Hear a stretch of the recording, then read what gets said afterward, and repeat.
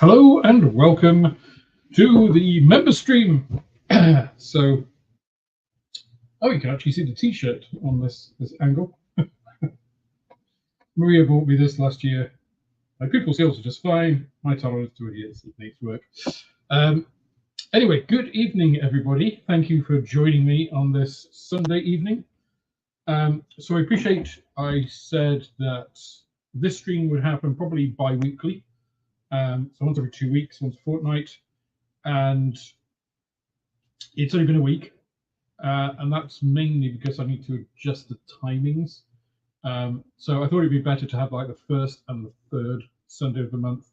Next weekend is going to be quite busy because we've got some stuff going on, basically, and normal life things. So actually, this is kind of a better way or better rhythm to do it, I think.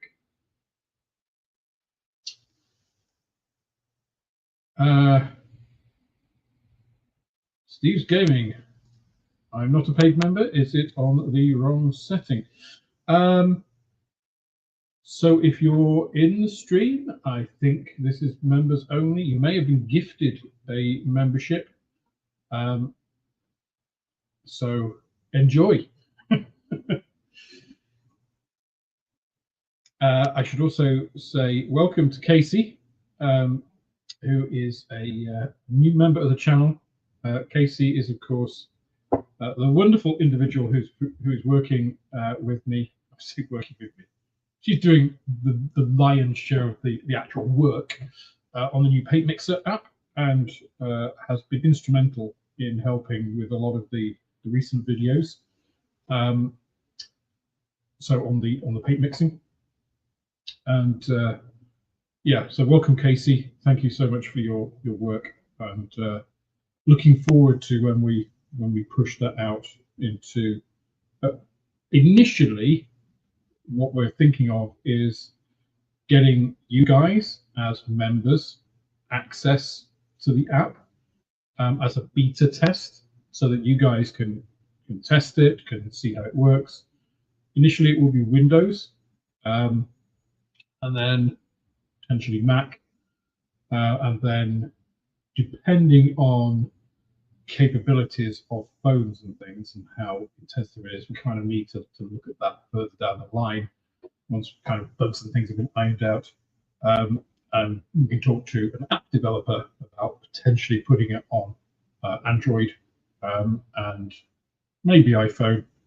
I'm not that bothered about it to iPhone. I'm not an iPhone person, but never say never. But Android, I think, is going to be the main one if we go down the phone route. So yeah, if I've not got the settings right for today, hey, it's not like I'm trying to paywall my content. That's not the intent. The intent for these streams is to give back to the people that have supported me. So if you're enjoying this tonight and you're not a member, it gives you a flavor, right, of what these streams will be like. My intent is not to try and wring money out of people. It's really to give back to those people that have supported. So that's the kind of way I think of it, at least. It's a bit like, and I am going to be political here because I think it's worth saying, because I only learned last night of the Trump Oval Office, the Trump and JD Vance Oval Office thing. I did post on Facebook. I very rarely post on Facebook other than upcoming videos, announcements. And I felt compelled to today because the way Trump and Vance behaved in the Oval Office with Zelensky was deplorable and disgusting.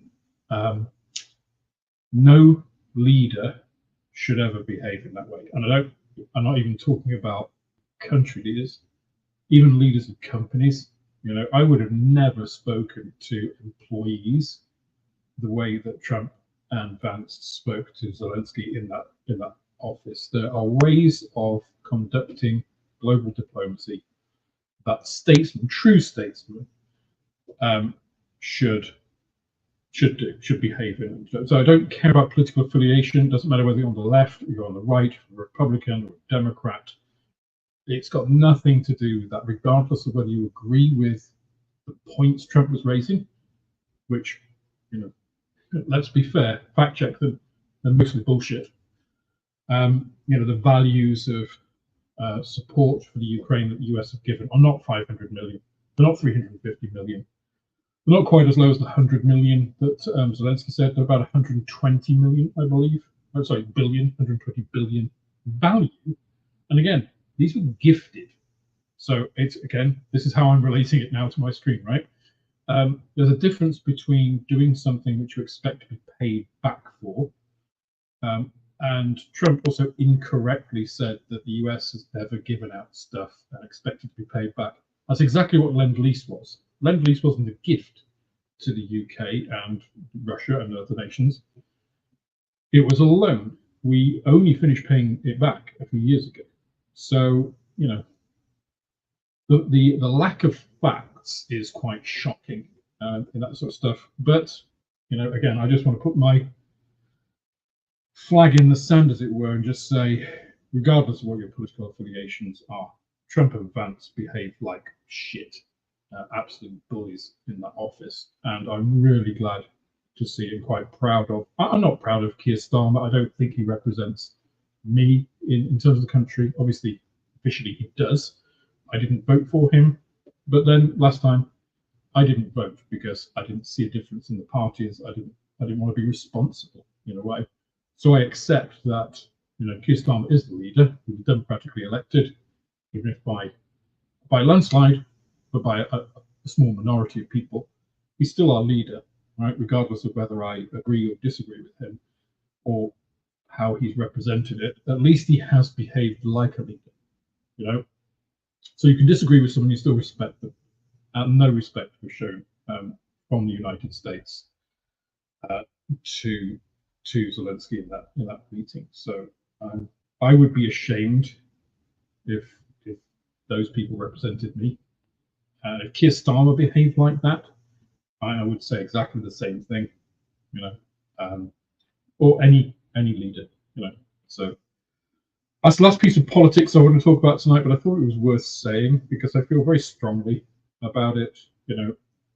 Russia was the aggressor. I mean, we're this 1984 kind of conversion of the past about, we've never been at war with Oceania kind of thing.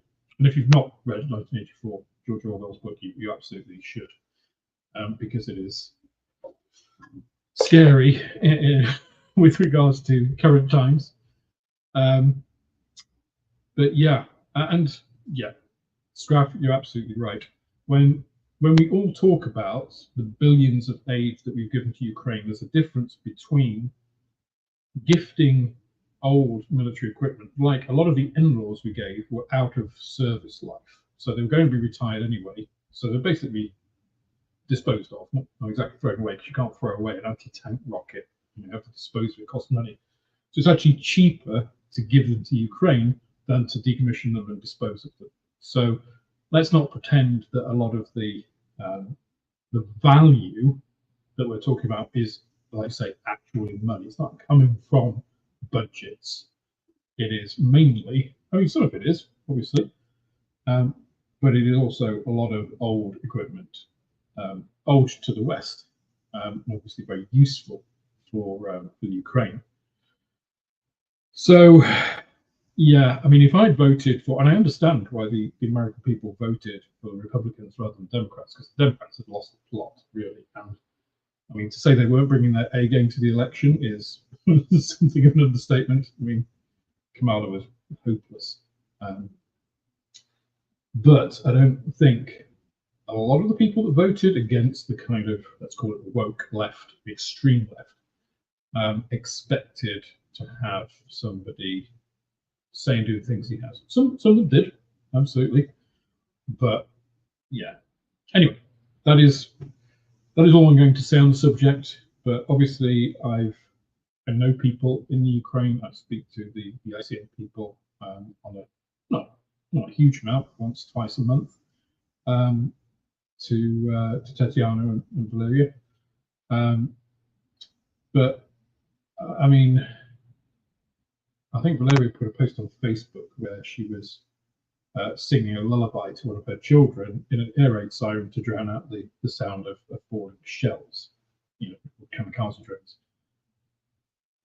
When you actually look at the human side of things and then look at how that all transpired there, I mean, Zelensky, for me, was the one that came out looking good in all of it, right? And the world rallied around him afterwards. So, in a way, Trump did did Zelensky a favor in that way, but he didn't cover himself in glory.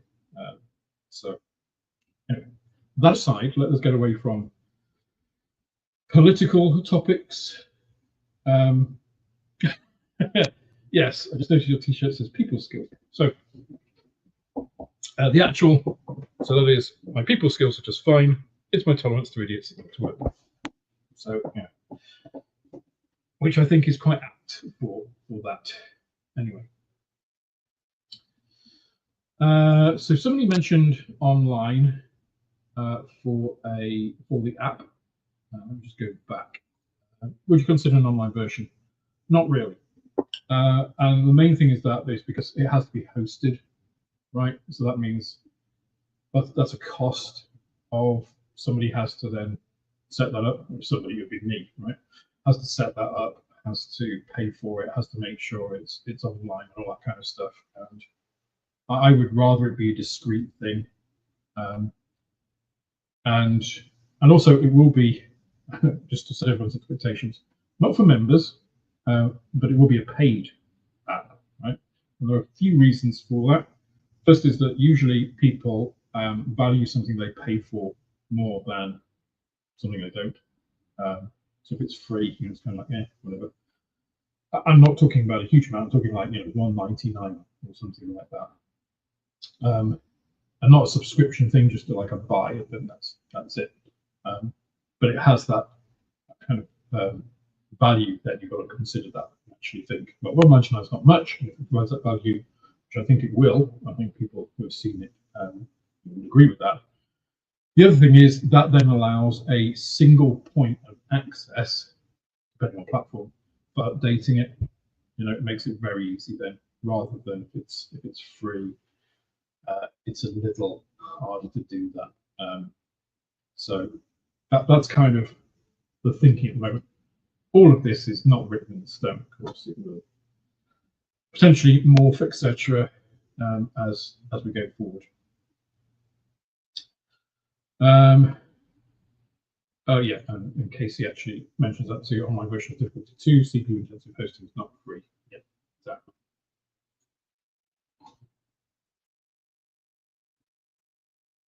Okay.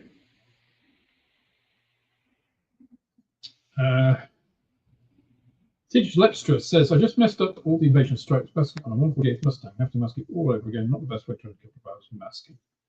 Luckily for airbrushing. Yeah, it's never a pleasant thing to make a mistake in anything, right? But it's usually instructive. Humans are very driven by positive and negative stimuli, right? As are all organisms. I'm going to go back to my biology now. You give something a positive stimulus, it'll move towards it. Food, for instance. Give something a negative stimulus, say light for wood lice, and they'll move away from it. That's why pain is instructive. That's why leprosy is quite dangerous, because it deadens your senses. And then why is pain instructive? Because you tend to move away from pain. It's a way of saying your body is being injured, do something about it now. It gains your attention. It's like, bang, come on. And if you don't, like with certain forms of leprosy, which kill the nerves and your fingers and stuff, you don't know that you're burning yourself or you're cutting yourself and stuff, which then can lead to pretty bad injuries. So any experience which is not so pleasant generally is stronger and it's more instructive than a positive experience, right? Because usually, evolutionarily, a negative experience has worse repercussions than positive ones. Like a positive one, where to find food and stuff, that's great. A negative one, like where a bear swiped its claw across you, is more likely to come out with a negative outcome, right? The collection of food stuff, you go there, there's no food, it's like, oh, okay, you can move on. The negative one, if you keep going back to the bear and it keeps attacking you, at one time it may kill you. So that's what it boils down to. And a lot of human behavior is essentially the same. Anyway, I don't, again, have any particular topics for tonight. So if you have questions, comments, please write them in capitals, not the whole thing, just question or QQQ or comment. Do that in capitals, helps me pick it out of the chat. It's a smaller number here on a Sunday stream, obviously members only, so that cuts down. As I say, if you're seeing this and you're not a member at the moment, I've messed up the settings, that's fine, it gives you an idea. So generally it's easier to pick out things. And I do go back across the chat to just make sure I've covered everything, but I'm only human, I make mistakes. As evidenced in most of my videos, I usually have at least one mistake, if not more. Usually after I've uploaded it and scheduled it or it started, and then I think, oh God, I did it on the Eurofighter at one, right? I didn't do all of the white balancing, the brightness compensation stuff I normally do. I don't know why, it's usually one of the first things I do, and for some reason I hadn't done it, so it's the video's darker than I would normally have it, and the light levels would vary a little bit, so it's annoying, but the only way to correct it is for me to upload the video completely again. So, hey, well. Frank Holder says, yes, I'm not a member. You could stop and restart the stream. I don't want to stop and restart.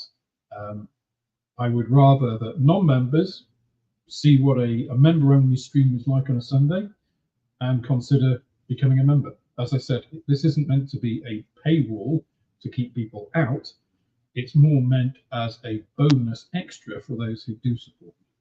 So again, everybody is welcome here. The members only part is really only meant to be a way of giving back to the people who have given to me. So speaking of people who have given to me, I had a lovely customer come into the shop last week, beginning of last week, and give me some kits that he didn't have time for, he was going to give away and stuff.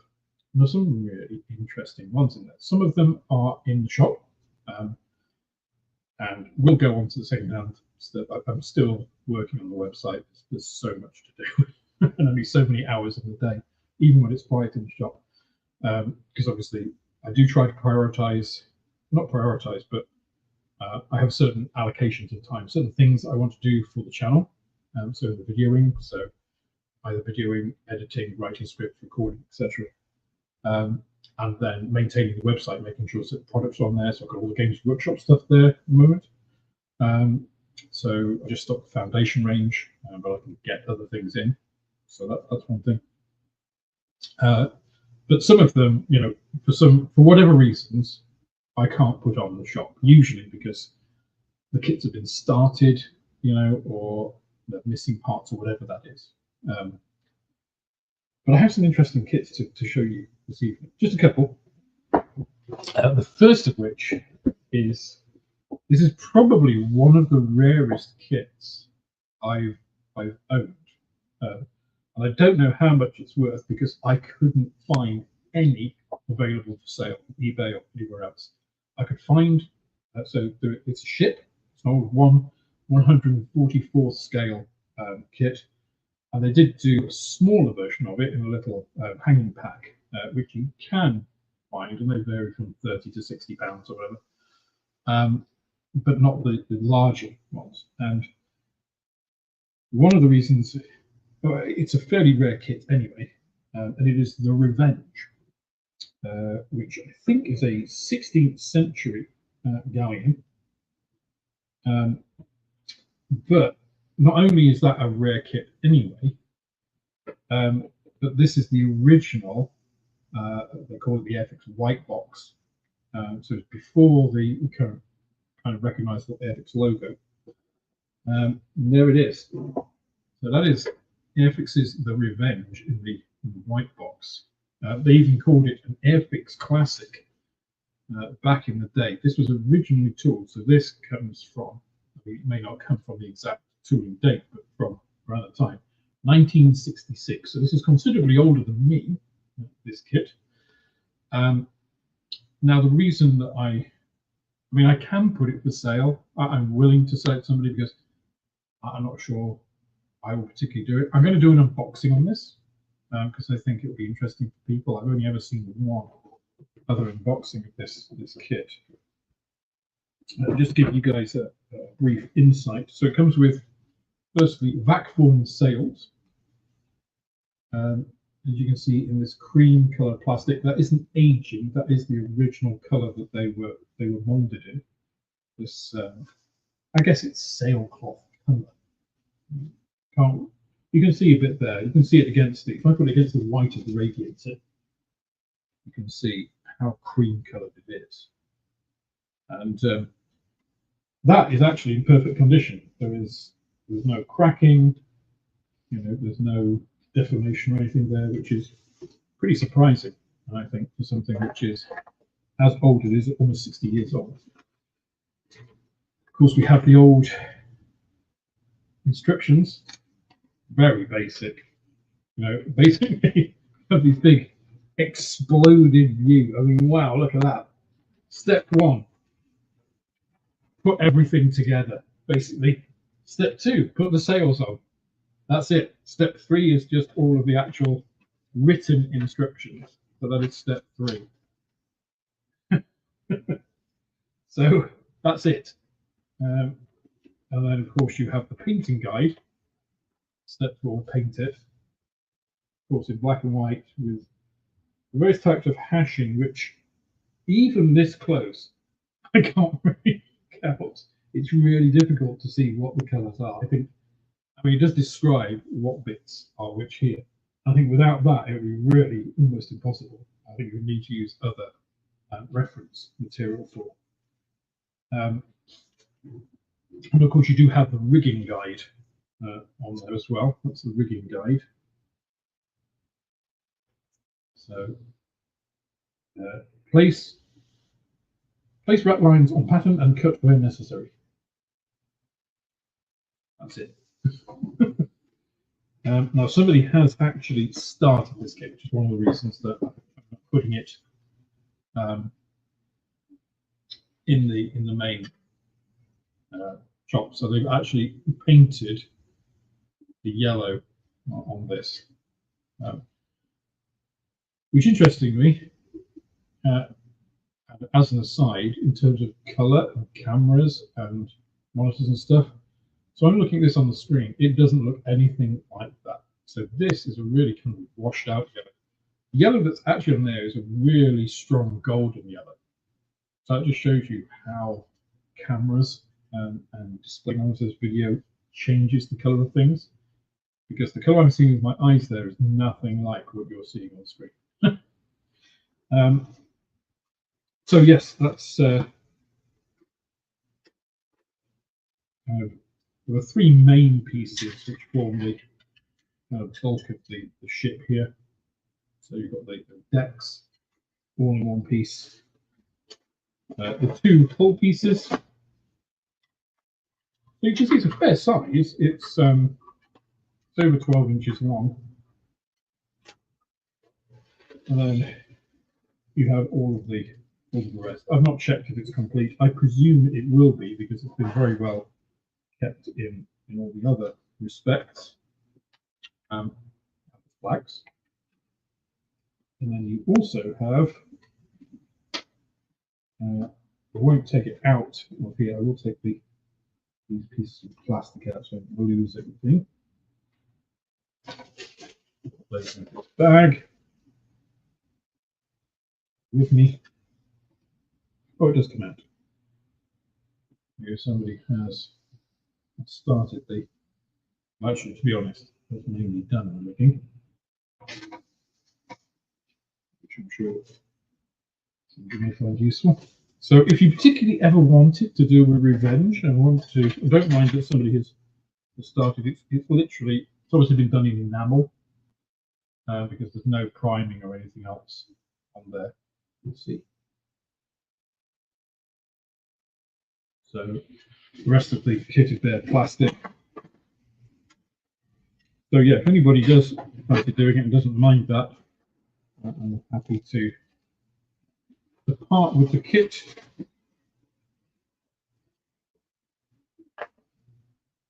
But I thought that was an interesting find, and as I say, I will do an unboxing on it this week, because I think that's an interesting little piece of history. So not a kit that I would seek out myself, but I thought it was interesting to see that. I did send Moss a picture of it, just because he's obviously got an interest in rare airfix kits with some of the videos he's done recently.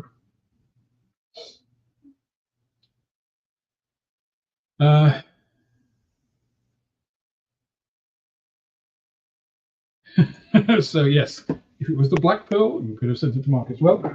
As people will no doubt have seen on, if you've been into Scale Model Inc. Live on a Friday, I do have a Black Pearl, a Naval Black Pearl. This was actually another one of the ships that the gentleman gave me.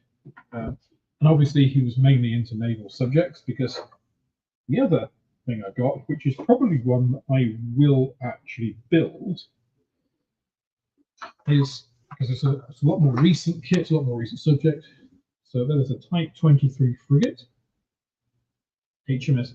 Although you can see the lack of understanding of British nomenclature with an HMS Type 23 frigate, and it's Type 23 frigate HMS Kent. But so this one, and well, sturdier box obviously, but this has also been started. So again, probably wouldn't put it in the second-hand section of the shop. But I've not done a modern naval subject, a British subject, which I thought maybe that could be an interesting one for folks. On 350th scale, typical trumpeter kit. Not much more to say about it. Everything is quite nicely packed, so you can have reasonable detail. On 350th isn't too bad of a scale. Relatively simple outlay. It does say PE, but I've not seen any PE in it. Oh no, I stand corrected. It does have PE. Maybe I won't make it. I don't know. But again, if anybody particularly wants a Type 23 frigate, if you've got a burning need for one and can't find one, I'm not against parting with that either. Oh, Andy, you're in the middle of building Trumpeter Type 23, so you will know the kit then quite intimately. I'm not sure what is it like. I mean, the hull is already made on mine, so I expect that might be some of the pain if it was not such a good fit. But Trumpeter are releasing a World War I British monitor. Now you see the kind of ships that I am kind of more interested in, and I don't know particularly why. I guess I do know why, but it's kind of an odd thing. Are the pre-World War I ships? So really, the Crimean War. So when you have ironclads, first ironclads, because it was such a weird time. So you have basically sailing ships with armor on, and then you have the genuine ironclads that started coming in, like the American Civil War type ones with these big, round turrets, round flat turrets. So it's such a time of technological development. Things were moving so fast. At the time, ramming was still considered a valid naval technique. So I just think that is kind of a cool period that you've got this mix of the old, because some people didn't want to let go of like the sailing ship kind of thing, or steam-assisted sailing ships, pure steam. It's this real weird mix. Didn't last very long. And there aren't that many conflicts, again, around the Crimea, around the American Civil War, that kind of thing. I think it's a really interesting and very underrepresented kind of period of history. You don't see an awful lot of ships from that time. It's also, of course, when first submarines came in. The American Civil War was the first time that submarines were used, and the conditions were appalling for those ones. And more people died, I think, in the submarines than actually that they ended up destroying. And one of them was one that was lost. I mean, it's still a bit of mystery around it, but it basically has, the submarine, which was propelled by, I think, about 8 guys, hand cranking the propellers. So no steam or anything. It was all, manpower. And then is it the Hanley? Thank you, John. And basically, it's got a long spike on the front of it with a charge on the end. So literally, it was meant to go along, stick the charge on, and then reverse. And reversing was meant to basically pull the pin, start the fuse. And I think they believed that when it actually went in, it exploded on contact rather than that's how. It doesn't explain a lot of things because it was found away from where it was. But interesting. There's a YouTube channel called 42 who recently did an episode on it, and he kind of does things in kind of infographic style. It's well worth checking out. 42. I'll actually type it in that's the name of the channel on YouTube. It's quite a big channel, quite popular. It does interesting, weird, varied collections. He's a British guy, but well worth checking out.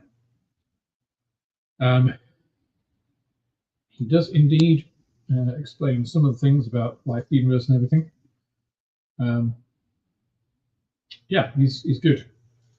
I mean, I watch some fairly eclectic channels on on YouTube.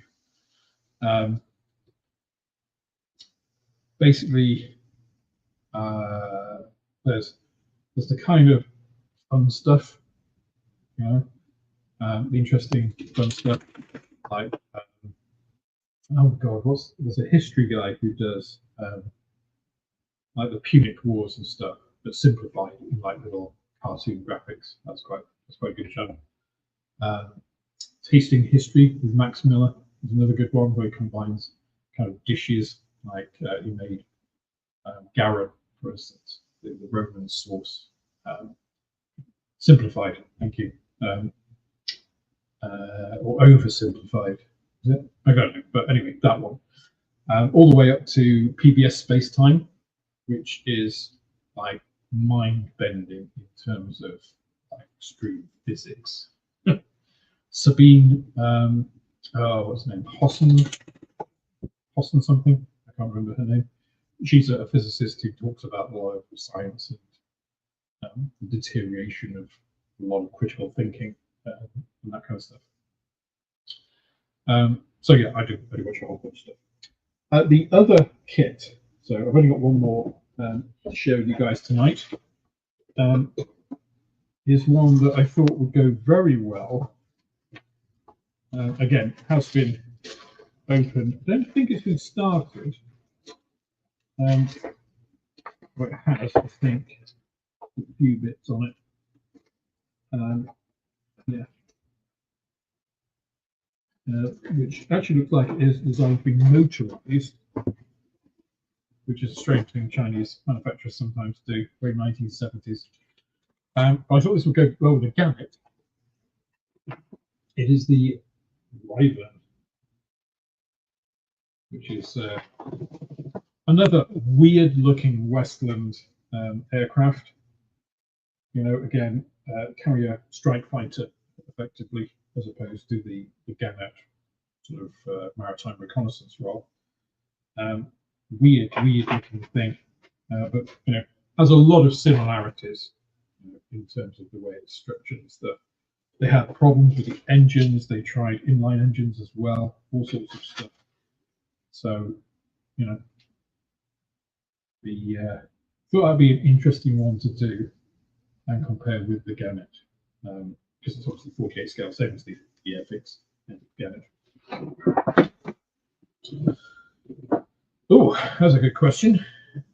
Alex, what do you think about Blue Ghost landing on the moon? Are you looking forward to the HD images it will send back? To be honest, I haven't been following it. Let me have a little look. Blue Ghost. Firefly Aerospace Blue Ghost lander lands on the moon. Okay, there it is. Interesting.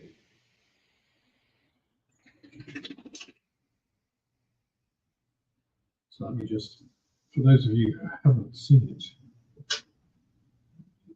yeah, screen.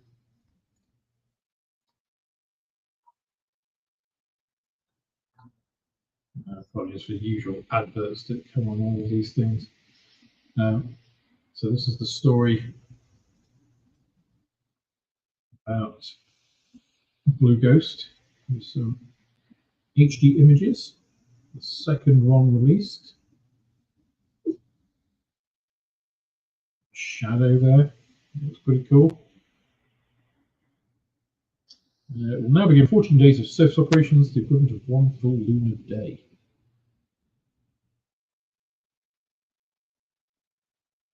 Interesting. I think it's quite interesting that we kind of have a renewed sense of interest in space travel.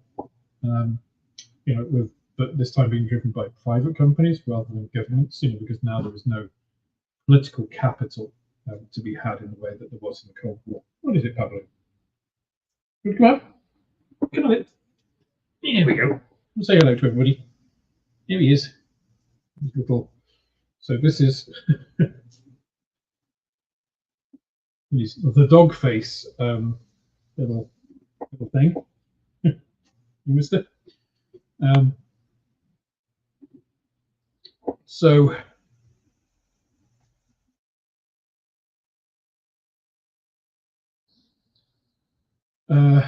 well, I think Musk at the moment has his hands full with riding roughshod over the American government, right, and institution. Yeah, I mean, Musk, people will know my opinion on Musk. He's a shyster. Right? He's a snake oil salesman. He rides on the brilliance of others to his own self-glorification. He's just had his fourth child with his current wife. Oh God, she's the CEO of one of the robotics company he has. Yeah, I mean, I don't think history will look back on Musk favorably.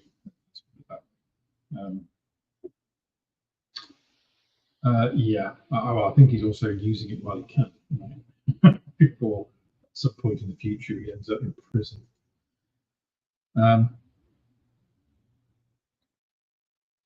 So yeah, the interest, renewed interest in space is an interesting thing. You know, it's kind of reflected, I think. So our hobby and the popularity of subjects of our hobby often reflects the current trends in the world. Right? Yes, I knew you were still here. Yes, I'm paying attention. Just sorry about that. Somebody demands attention all the time, don't you? So, you know, obviously, ethics, Naval with manufacturers, they put out stuff which is popular at the time. You know, obviously, the 60s, the space race was a huge thing. Everybody was talking about space. Everybody thought the future was space. You know, space. You know, by this time, we all thought we were living on the moon or Mars or Jupiter or orbital constructs and stuff. Who knows? And then kind of the 80s came, and then the 90s came. People went to other things. You know, viewing figures for the space went down after the space race was kind of won by the US, and you know, then it was like, well, it's just another space launch, right? People acclimatise very quickly to incredible things, right? Whereas we actually live in an amazing world and an incredible universe. You know, it's a very humbling thing for me that you can go outside and look up into essentially infinity, right? You can be presented with something that fundamentally you can't comprehend, because we can't comprehend infinity. Right? You can't comprehend something that is endless, because we have a beginning, we have an end, we are mortal. You know, we know how far it is to the local chemist, and the idea of something just going on and on and on is kind of bigger than our brains. Our brains aren't built to deal with that sort of stuff. So, and yet you can go out any night and look up and see essentially into infinity. So it's kind of like, you know, in the same way that, you know, us being mortal isn't really conceivable. You know, if I can't think of a time when I will stop, because I will stop, and nobody really thinks about, well, it's not like being asleep. It's like being before you were born, when you didn't know anything because you didn't exist. And it's the same thing. Right? You can't comprehend that, really, truly.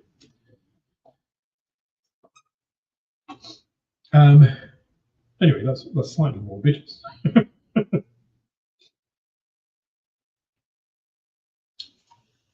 Leave Musk alone as he has to get back to mixing concrete for Trump's wall. I mean, I think the wall's been forgotten, right? I think it's not the current zeitgeist of what, you know, it's saving. Now it's about eliminating government waste, which, again, there's another channel I watch on YouTube called Thunderfoot.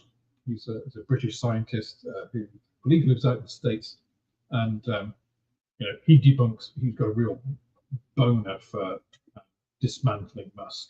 So go and check some of his stuff out. The amount of waste in the American government, apart from the fact that Doge is duplicating an existing government department, which is the very definition of, you know, it's one of these 7 wastes, is duplication and rework. Well, the 2 of the 7 wastes. The amount you can save on a lot of things is tiny compared to the overall scale of these things. It's a bit like saying your monthly budget for your household, right? And you're going about looking at whether you can save 2 pence on your overall monthly budget, you know, by not washing, for instance. So it's like, that's you're not looking at the scale of the saving compared to the detriment that will bring, you know.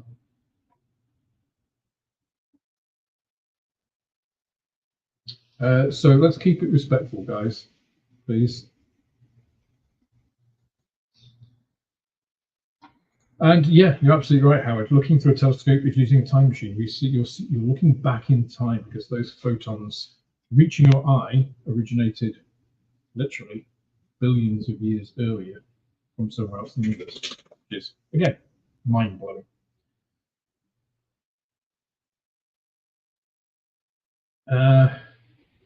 Now, question here from Adrian. No, sorry, not that one. From Julian. How does Pablo like his new home?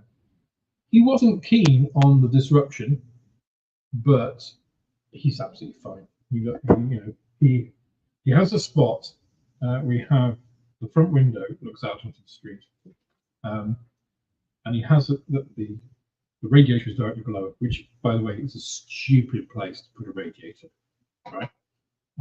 So my dad was a plumber, so he did heating systems for houses, you know, different times in his career. A radiator below a window is basically, it's like, well, a window is your one biggest heat sink for the room. It's where most heat goes out, radiates out into the environment. So don't put the source of generating heat below that, because you're immediately maximizing the amount of heat that you're pushing outside. It's ridiculous. I get why it's done in houses, is to maximize the amount of available usable wall space, right? But it is the worst place to put a radiator. But the radiator is underneath the window, and then you have one of the sofas against that. So he has this place where he can basically go up, sit on the comfortable top of the sofa, over the radiator, so he's getting heat from that with his paws on the windowsill, and then he can also watch outside and bark and stuff. So for him, it's perfect. He thinks it's great, which is also why we're getting some blinds to to stop him looking out into the street and just barking at everything, because it's a pain, isn't it? Yes. But yeah, he is quite settled, and settled into his new routine, here. So we used to have a door in the lounge which went out into the back garden. Here in the kitchen, we have a set of patio doors which go out into the. So I've got a door here next to me as well, which goes out to the same area. And he understands if he wants to go out, he can either go to that door or the other door to go out for a wee bit. Or often just to bark at stuff. He does ask to go and bark at things. Don't you do.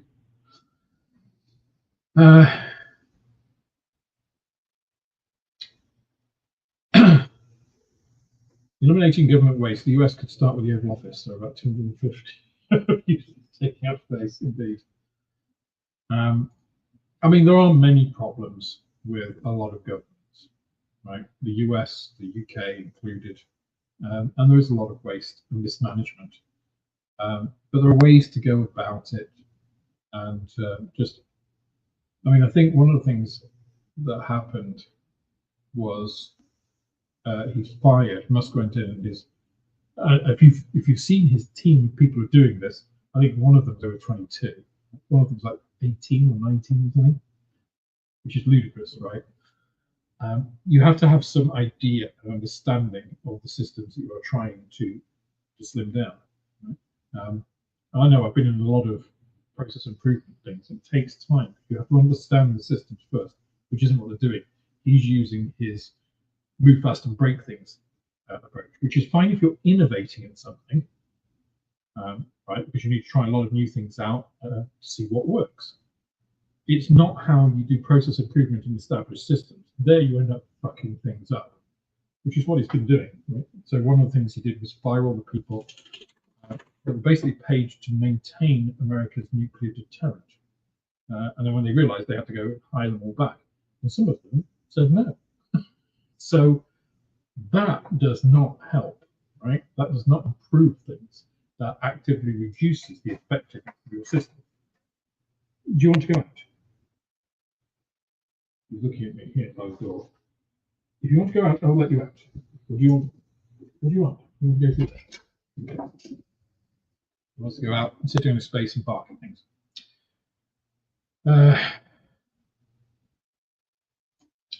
Musk is that clever. Why has he not solved the theory of the carpet monster? Indeed. Yeah. I think that's a quantum physics problem, the carpet monster.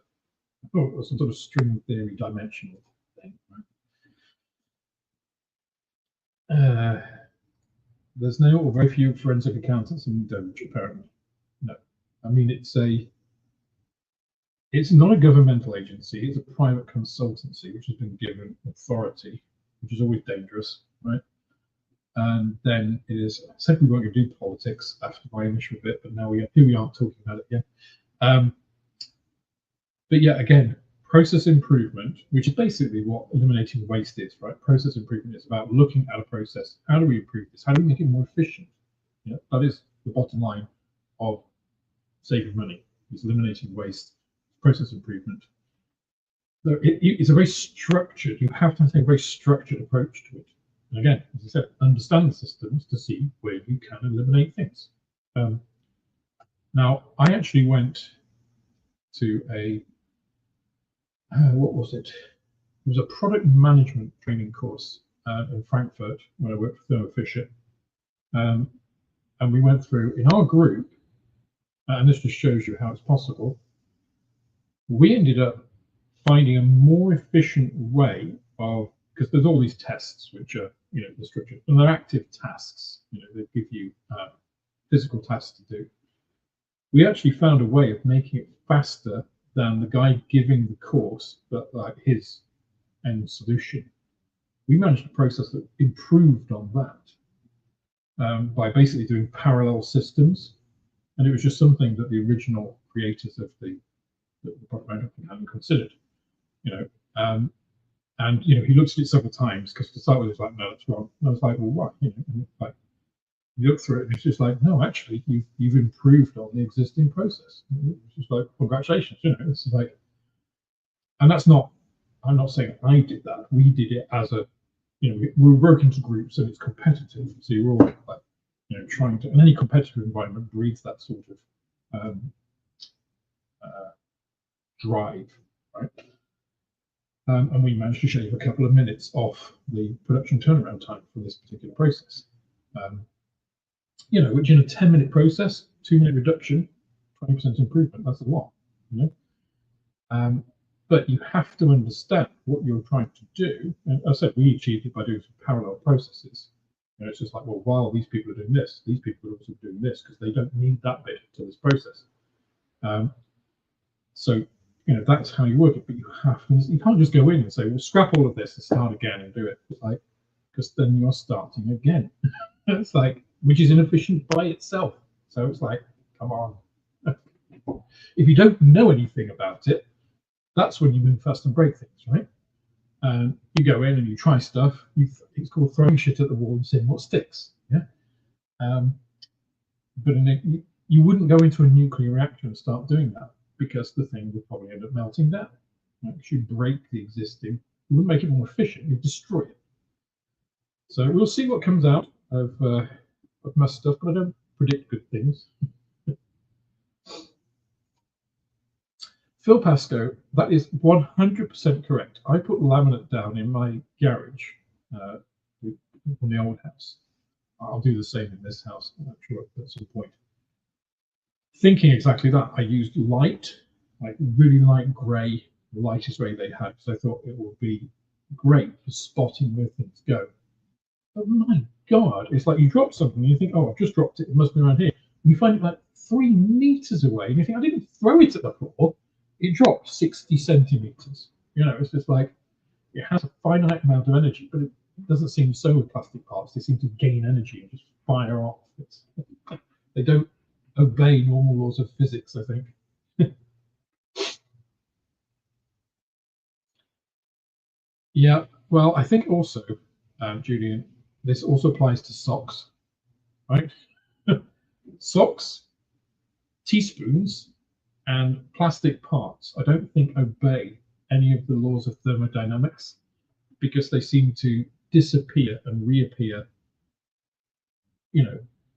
I don't know how many teaspoons I've bought in my life or what happens to them.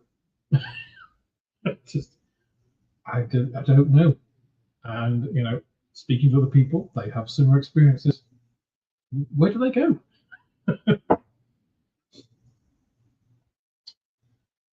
Oh dear. Yes, that is also true. Well, I did it on that unboxing build of the ICM little 4x4 with the machine gun, the MG34. That little accelerator pedal, which was literally 2 millimeters long, cut it pinged off. It was like, and I said in the video, so I made one myself, because it was just a little square, and like fiddled about, made it, and put it in, and then I found it in the instructions. I was just like, how? And I've moved those instructions around. How did that tiny little piece of plastic stick to the slick surface of that paper? But if I was trying to preserve it there, we would have pinged off and gone somewhere else. It's bizarre. The things we don't understand about the universe. Yes, Ian Ellison, you are 100% right. 10mm sockets and spanners also belong to that category. There's a certain category of things that have that, I don't know, quantum uncertainty principle around them. 10mm sockets, always 10mm sockets and spanners. When I had a car business with a couple of friends, that was exactly true. You could never find that thing. Now, of course, a lot of it is because they're the most common ones, they're most used by people, they get put in, people use them, put them, put them back in the place they're supposed to be.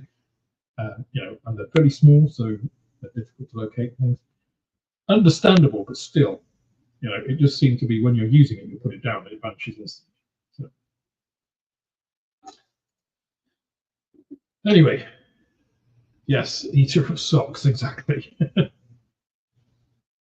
And if you didn't know, Wincanton used to have, it still has, a place called the Emporium, which was a Terry Pratchett museum. And loads of Discworld enthusiasts used to come to Wincanton. It's closed now. It's still got a lot of stuff in the window. But yeah, Wincanton. You wouldn't have thought it, but it's in the center of the Discworld universe.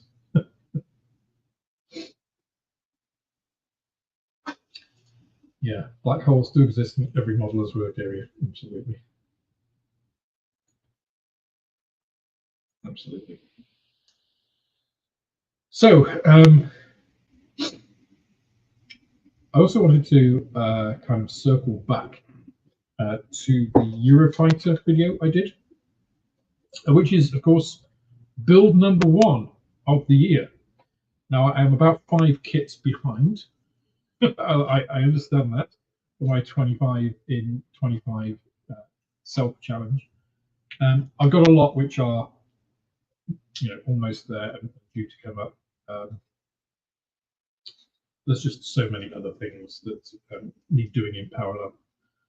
I've got a lot of ICM stuff. The problem is, like with ICM, is it's not a problem, but it's because the kits are so detailed and so good. You want to give them justice. So that's why I don't do a huge amount of quick builds, if you like, quick build reviews. I have done it on things like that four-wheeled anti-aircraft gun, car, I suppose. Stuff like that, where you can paint it afterwards without any issues. But for instance, with the Black Hawk, I'm not doing that because you can't paint the inside of the Black Hawk when it's all done. So that's a proper build, which of course takes more time. And people have said they would prefer the build reviews than the unboxing reviews, which I get, but as I mentioned before, they take more time, so it's difficult to do. Things like the Airfix one, and the reason that obviously I did the Airfix one as my first one of the year is because it's just a straight build. It's a starter kit. It's easy to build up. The cockpit in it is very exposed. It has the removable canopy, so you can make the whole thing and then paint it afterwards, no issues. And it is a starter kit. So, however, as I mentioned on the video, I don't think it is a starter kit. And I have heard from a few other modelers who said the same sorts of things, that, it has these little quirks. And I do admire Airfix, the designer, whoever it was, I'm not sure who designed that kit, for trying to take a more, let's say, out of the box approach, out of the box thinking approach to how to make something, well, I'd say for a beginner, but as a starter set. But I just don't think it quite worked in this case. As I said, and it's weird because there are some parts of it which work really well. And the detail on it's nice, and how thin the trailing edges on the wings and stuff is fantastic, especially for starter kit. But the weird build sequence, and which I want to say, I'm not just being traditionalist, like, oh, that's not how you make models. If it was easier than normal, I'd be like, this is fantastic. This is the way things should be done. And I've said it before about some of the other starter kits. This is like the one piece. Obviously not in this starter kit because this is the Tiger, which has two-piece tracks, which I don't actually like. But the Sherman Firefly, which has a single piece tracks and suspension all combined, for a 1/72 scale tank, I think that's great. Rather than pissing about with individual tiny wheels, trying to align them and then having a vinyl track which doesn't look good and stuff. Far better. These ones I don't like because you get a great big seam down the middle. And they don't look particularly like tiny tracks. It's fine for a starter kit, but I don't particularly like it. Because other than that, it's nice. It's a really nice little kit. Obviously, I've done not like 4 of them here. I've got that's the one in the World War One camo. It'll be in the next AFP video. The winter camo one, and then one of the ambush camo ones. So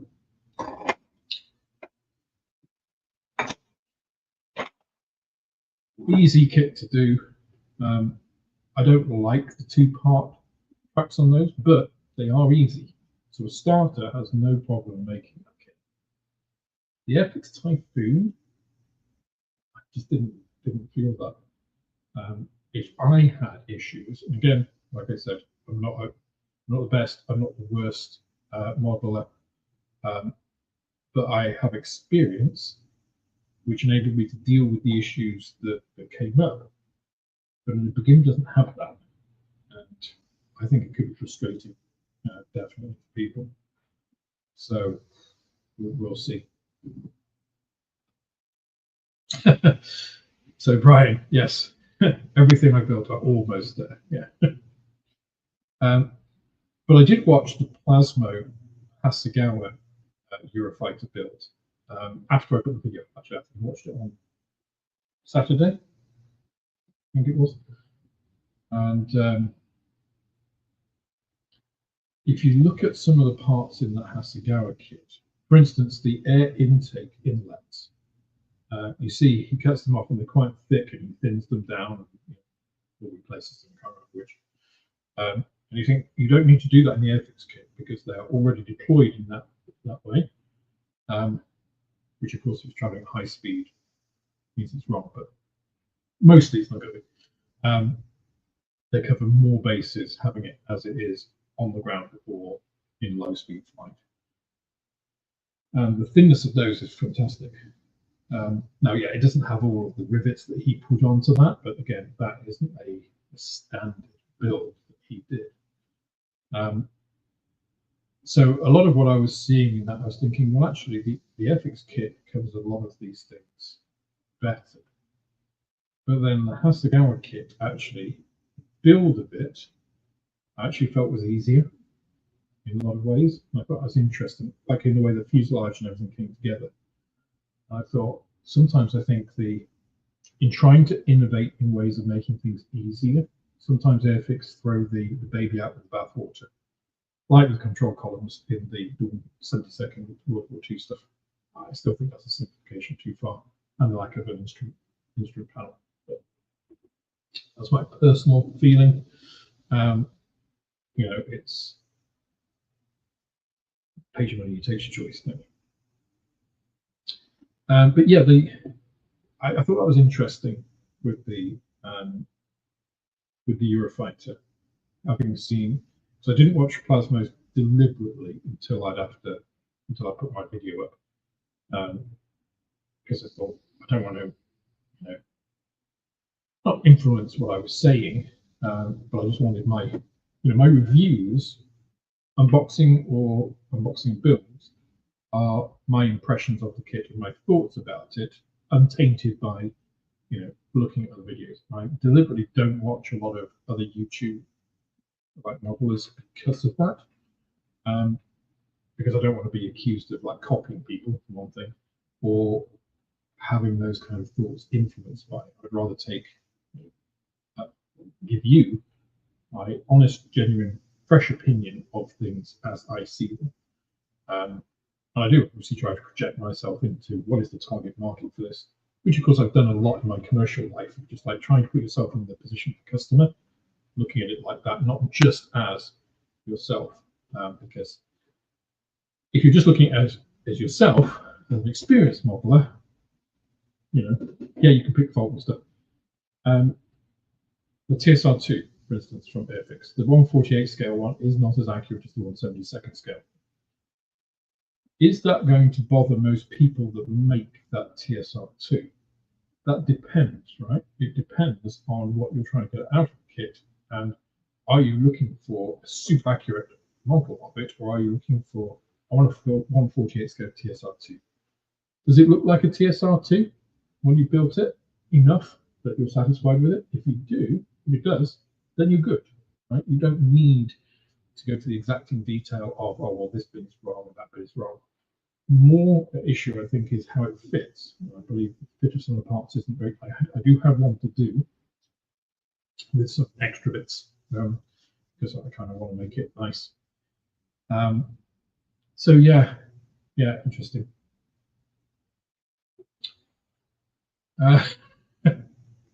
Hey John, what happened on your stream was enjoying Moss and his card tricks, then suddenly cut off. I'll let John explain that one.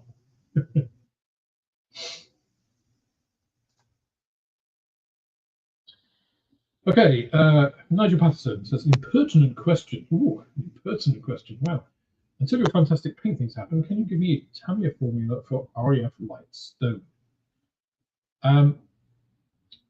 So I can. One of the reasons I haven't done a Tamiya mixing video yet, but I will. I'll cover all of the same colors that I've done with ICM with Tamiya. At the moment, Casey is doing the ICM colors, and it takes a lot to put one color into the mixer. Like literally, I don't know, Casey could correct me, but it's like 20 or 30 samples, right? To prepare, to spread, to dry, to analyze, and put all that data in, right? That's a lot for a single color, right? So if you think about when I've shown the app live and the number of colors I'm using, it's gradually increased. And Casey sends me almost a daily update, which is fantastic. I kind of, if I don't get an update each day, and Casey will know this, but I kind of feel a little bit like antsy, like what's happened. So I think actually, so everyone's saying, another paint app spam mail. It's just like, no, I actually really appreciate them. So don't worry about sending me too many, Casey. You can never send me too many. But it takes a lot, right? Now we have all of the Tamiya paints up to, I think it's XF60, right? But Tamiya then extended their range out to what, XF90, 92 or something. We don't have those in, plus like some of the gloss ones as well. And I don't really want to do anything until those are in, because what is the point of giving you a mixture for, let's say, RAF Dark Earth if we don't have like the later Tamiya paints, which actually may or may not be a decent match or a better match than some of the mixes. So I don't want to give you the wrong data, if you like. Having said that, I'm just trying to find where the I don't think I have the app going, so I was just before the stream about to put in the latest version. So bear with me, talk among yourselves, and I will quickly install this. And again, apologies for the slightly nasal sound, but I'm still struggling. I'm not struggling with, but I've still got this. I don't know if it's the same thing or it's another one. There's so many viruses that go around at this time of year. It's impossible to really know. But I've still got one of the bloody things hanging on. And usually, of course, I'm going to blame Maria because she's going to work mixing with people who, some of them have kids, and kids are viral vectors. So, she's being exposed to all of these things in a way that I don't get exposed to quite as much. I've got the shop, but I'm not mixing with people in a closed environment so much. The shop is relatively open. It's got quite a high ceiling environment. I'm usually behind the counter and stuff, so I don't have the same kind of interaction with people as Maria is in an office. With quite a lot of people coming and going in fairly small rooms because it's an old building. So I'm going to blame her.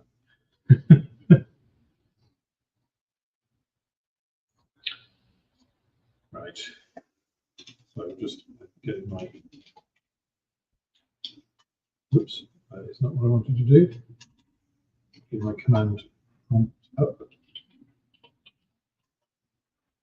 Okay, chugging away, creating the virtual environment. Oh, Casey's already given you an answer. 3 parts XF15 flat flesh, 1 part XF60 dark yellow.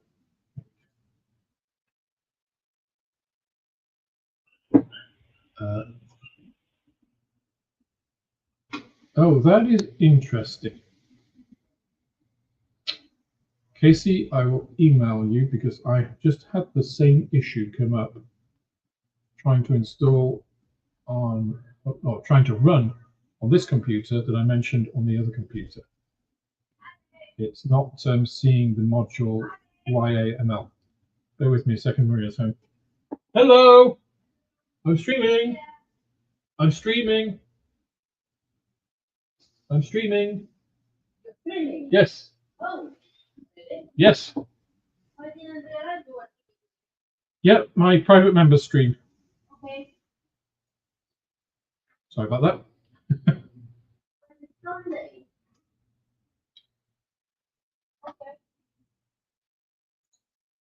So yeah, I won't show my window at the moment because it's not working.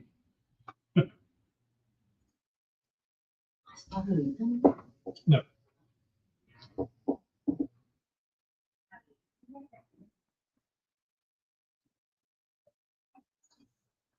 Thank you, Nigel. That's very kind. I think so. One of the main things I think that both Casey and I want to get into the community is just getting is that kind of change of mindset almost into the ability. It's how you think about paints, right? And the realization that actually, in some ways, it's a lot easier than people think. And as I said last time, the 12 paint set that Casey recommended to me is not one that intuitively you would think, oh, these are going to be good for making a lot of different paints, but they are. And I think just changing your approach and getting to understand how paints work and how they interact with each other is a really good way of kind of taking the next step in the modeling journey rather than just getting a paint. I understand absolutely that some people just want to buy a paint and do it in that, and it's what you're happy with, but that is only going to get you to a certain level, right? And if you want to paint in that way, and if you want to buy all the products from AK and MIG and whatever, that's fine. I'm not trying to tell people how to do it. It's really try and show people that there are other ways of doing it. And actually, sometimes, if you look at a lot of these paints, they don't have the ability to create what you need. They don't have the pigments to be able to get to certain values. So I kind of touched on it a little bit when I talked about RAF paints and the really struggling trying to get on there. We've got a load of boxes down here, kind of there, make it difficult to get there. So yeah, it's when I was making Azure Blue, impossible to get to a decent looking Azure Blue until you include some sort of purple or pink. and azure blue is notorious for having that kind of thing. And it's because of the pigments they used, obviously, and the kind of spectral reflectance that they have. And it's that red element in there that provides some of that. And you could have struggled for ages. I don't know, in the fridge? The dry one. Oh, the dry one is on top of the fridge. The other one. Bear with me, I have to find Papa's food.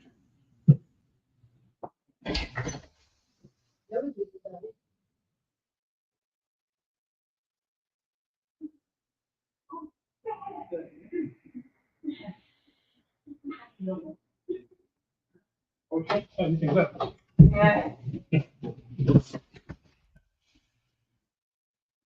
Pablo's food has been located.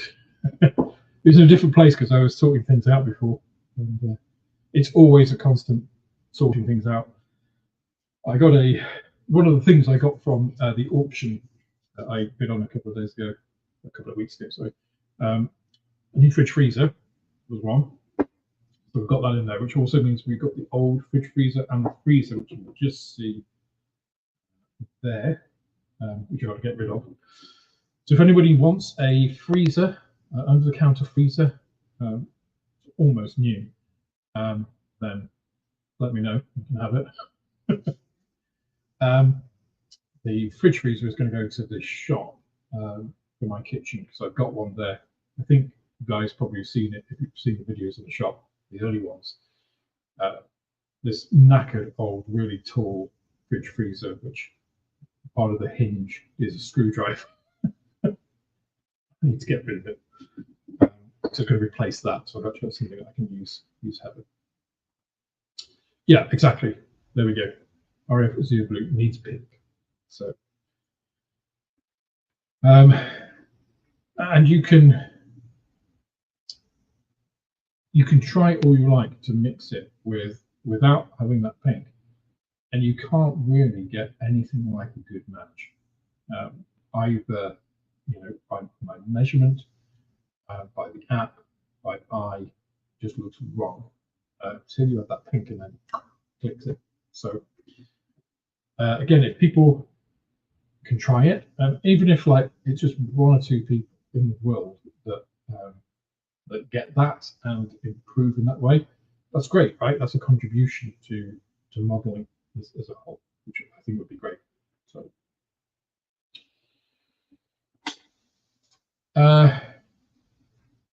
here's a good question. I'm a newbie at modeling. Do you have a foolproof method of masking windscreens so I can paint trims? No. So let's see. Is there a foolproof method? No.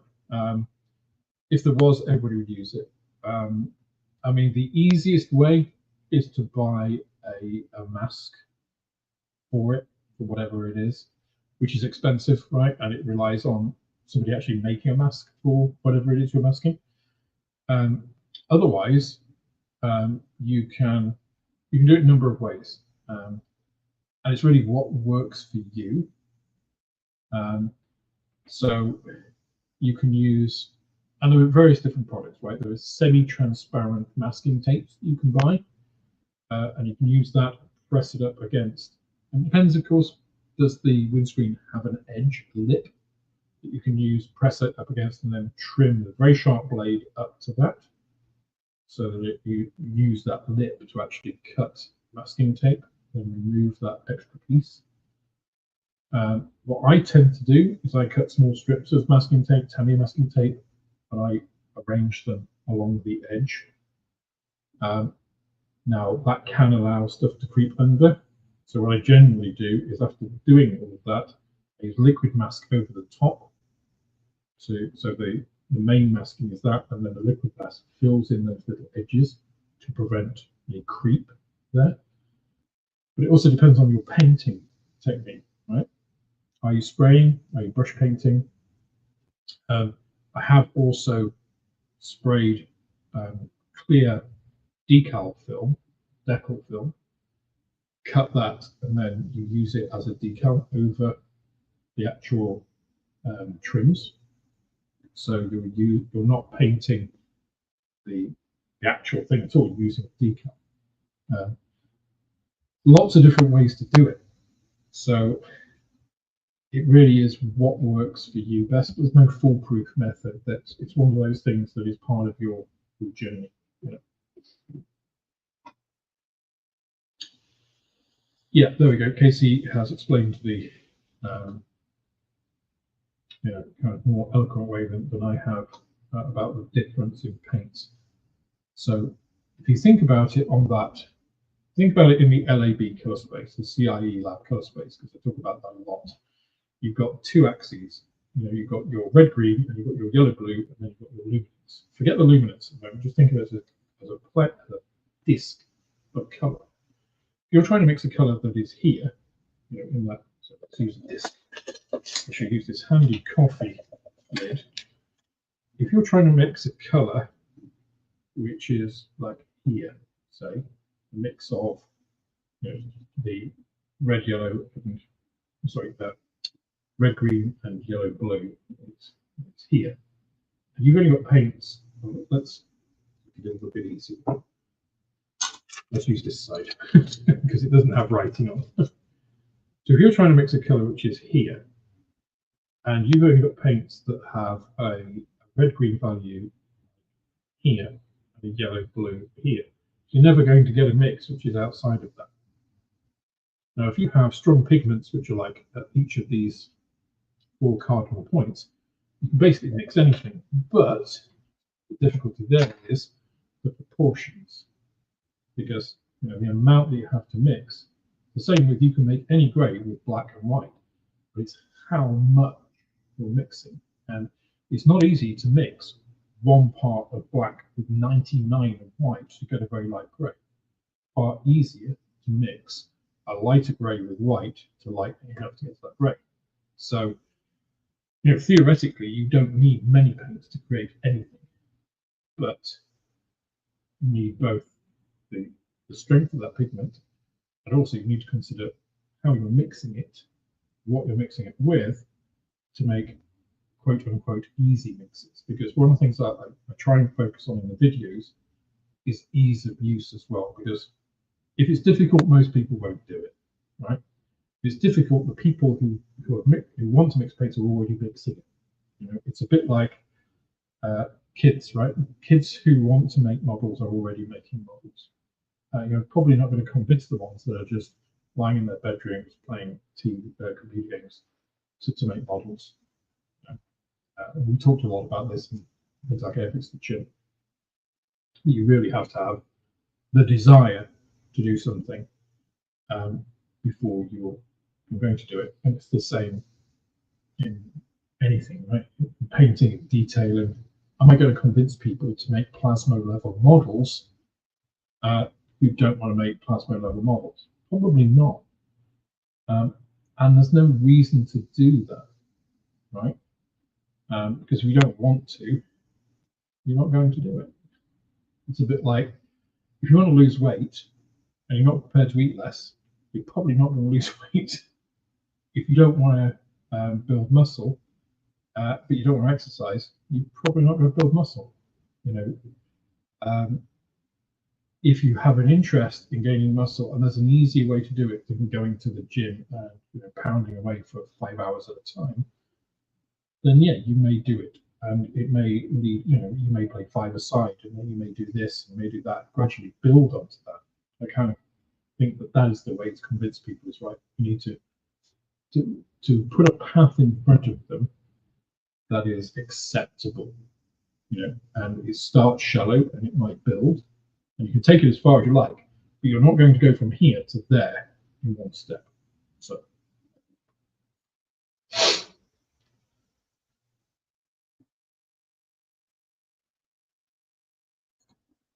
So yeah, silhouette cutter is another way, but a lot of people don't have that. Flat Tamiya sheets are a good option. I quite like the large, the thick, not thick, but the wide Tamiya tape, because that gives you a lot of options. I have all the grades of Tamiya tape because it's just easy. Washi tape is also really good. I use that too. Parafilm is one of those things that it can work really well or not. Parafilm's an odd one. I've got parafilm. I've used it. It's used in the scientific industry a lot. There's another one called Nesca film, which I actually prefer for a lot of things. It's used for sealing test tubes and glass sort of stuff that you just want to cover temporarily. Kind of this weird strip. It's a bit like stretchy cling film, is the way you think of it. It's not really like that, but that's what you think of it. I've used cling film. I've used paper, especially for masking large areas, camouflage and stuff. Lots of ways you can do masking. Canopies and things, it becomes very particular. And also it depends what you're using. Don't use parafilm with lacquers. I've been stung with that one as well. So with liquid masking. Yeah, there are indeed a few tutorials on YouTube. So one of the things I will be covering when I go through the Mantle Model Method series are, I will get to doing things like how I mask canopies. Again, it's not meant to be for everybody, but it'll be how I approach it. And again, I don't have one single way of doing it for everything. Yep, absolutely. You're 100% correct there, David. We're all newbies once. And I think anybody that thinks they know everything about modeling, like with anything, it's that curve, right? Start with you know nothing, and then you get that confidence and you think you know everything, and then the more you learn, the more you realize you don't know, and you can go through that until you're an expert. But experts don't think they know everything because they know they don't. So the more you know you don't know. It's like physics and biology and most of science. Actually. We used to have a sales guy who used to, I think I've told this story before, he used to go to every single sales training. And he'd been like in the job for like 12 years or something. Really good sales guy, really good sales figures. Always used to go to these training things, and people were like, "Well, why are you going? Because you know all of this. You could teach and stuff." And it's just like, well, if you think you know everything, that's when you should quit. Because it's when you've stopped really thinking. He says, "I know I can always learn more and pick up stuff. There'll be people here that have ideas that I've not thought of before." So having that open mind is really important. I think especially in a creative environment. Oh, thank you.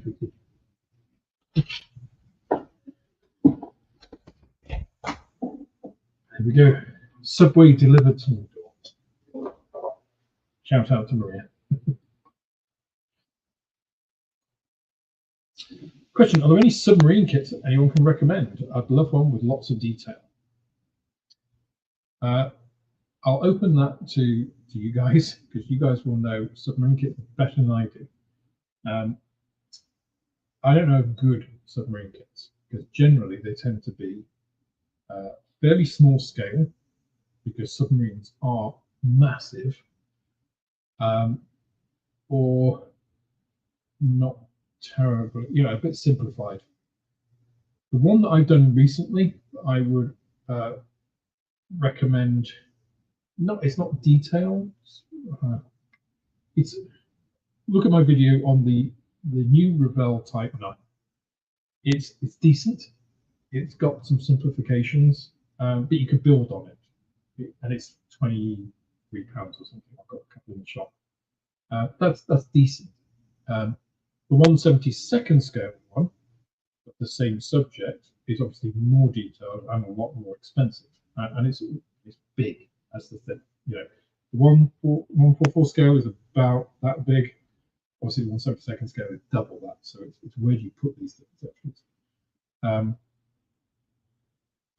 I can't speak to really many others because I haven't done those sorts of kits. And obviously, when you get to the ones that are this big, it's like they are basically a tube with no detail at all. So, Neil Micklethwaite says Polaris models. Okay, there we go. There's one. Small Scale Futures is building a 1/48 scale trumpeter U-boat, 5 feet long in a complete interior. Wow. Yeah, I mean, that's a fairly niche market, isn't it? 5 feet long. Wow. Um, the I don't know who made it. There was a 1/35th scale, a couple of 1/35th scale U-boats. Somebody actually asked me on the Eurofighter video who my favorite model was, because I said, have you seen that? I was asked, have you seen the plasma one? I was like, yes, I've seen it, but this wasn't meant to. It's not in any way competing with it. This is an unboxing basic build review of a starter kit. It's not an in-depth build of something like Plasma has done. And they asked me who my favorite model was. And I said it's a guy called Phil Stachinkas, who has worked for Games Workshop in Forge World for about 15 years now, with about a year break. He's a sculptor. He was a professional painter of minis before, like in the 90s. Incredibly talented guy. Really, really nice guy as well. Very humble. He's a great guy, and he's probably my favourite model. And he did a 1/35th scale, a couple of 1/35th scale U-boats actually. He did one coming back from into Saint Nazaire. He was a Type 7, 1/35th scale Type 7 diorama. It was huge. It was like 6 feet long, the whole thing, but incredible detail in that. So it just depends what kind of thing you want and where you're going to put it. So yeah, there we go. Craig also recommends the 1/72 Type 7C Platinum Edition. It's worth a look. A bit flashy, but easy to improve, he says.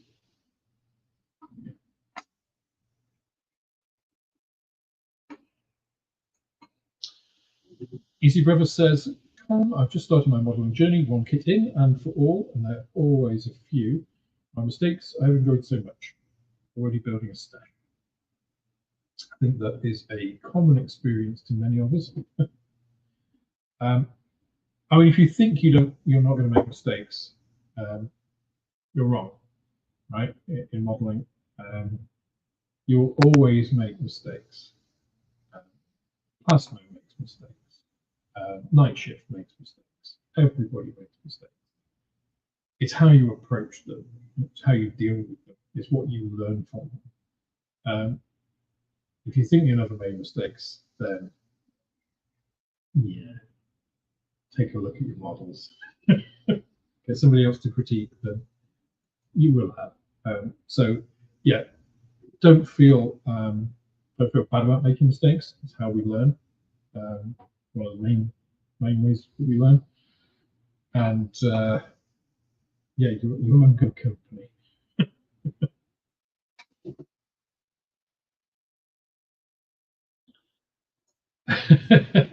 June says 5 feet long. I'm 4'8". I refuse to build a model taller than I am.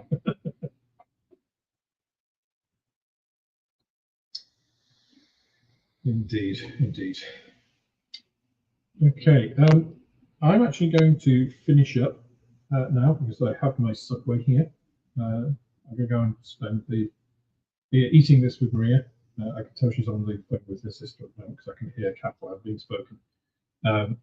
So I'll give it another 5-10 minutes. So if there's any other questions you guys have or anything that you want to bring up, comment on, discuss it all in the last bit. Oh, here we go. From Luxton has one. Is there a way of stripping the paint off clear screen parts? I tried nail paint removal. Oh, no. Oh. So nail varnish remover, which I'm guessing nail paint remover is the same, is going to have something like acetone in it, which is part of the active component of polystyrene cement.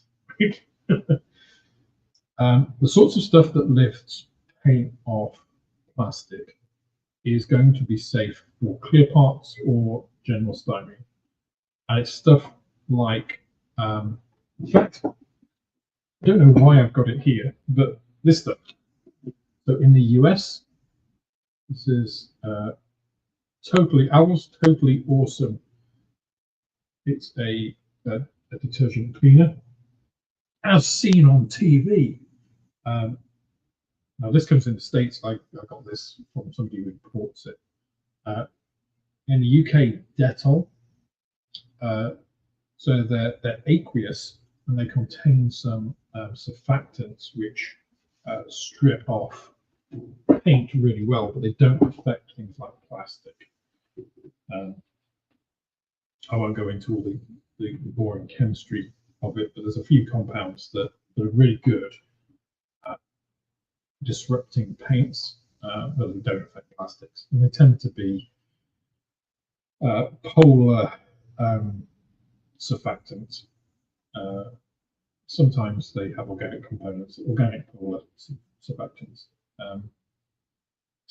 But yeah, generally, and the other thing is contact time. You don't want to leave stuff in that kind of thing for a long time. You can use brake fluid. Brake fluid strips paint off plastic really well. Don't use it on resin because it will ruin it. Resin will absorb it, and also it's not very nice stuff. So I used to use brake fluid for stripping Warhammer stuff, and it works really well. It works well on plastic. It works well on metal. Of course, paint stripper works on metal. Don't use it on plastic. Destroy it. So the best things are things like that stuff. Simple Green, I believe in the US, works well as well. Dettol in the UK. So you can put it in. You'll see the paint. Usually an hour, couple of hours, it'll bubble up and you can remove it. Toothbrush, I find, is usually good for just gently removing it off. It doesn't scratch the plastic. And then you can get it off. Sometimes you might want to leave it in overnight. I would test it with clear stuff before. Like a piece of clear sprue, just paint it and put it in and just see how it reacts. But yeah. So model minutes. Yeah, IPA can work. I wouldn't use it on clear parts necessarily because IPA is a pure solvent, right? And I'm not sure. Again, with clear parts, I would always test first. You're much safer with something like Dettol, Simple Green, Owl's Totally Awesome. That will all work without damaging most plastics.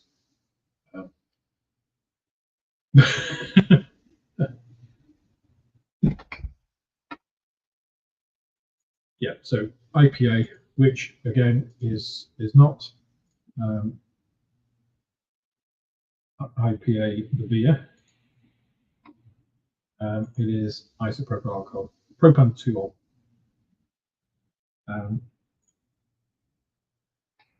VMS Clean Slate. Yeah, I mean, you can use stuff from model companies. You will pay more than using something like that, because people often say, I've heard other modeling YouTubers say, "Oh, don't use floor polish for this, or don't use this for that." It's like, well, fine, you can use a product that is specifically made for a task.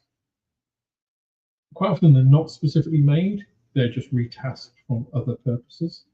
And they're just put in bottles and they double the price and tell you that this is specifically for task A.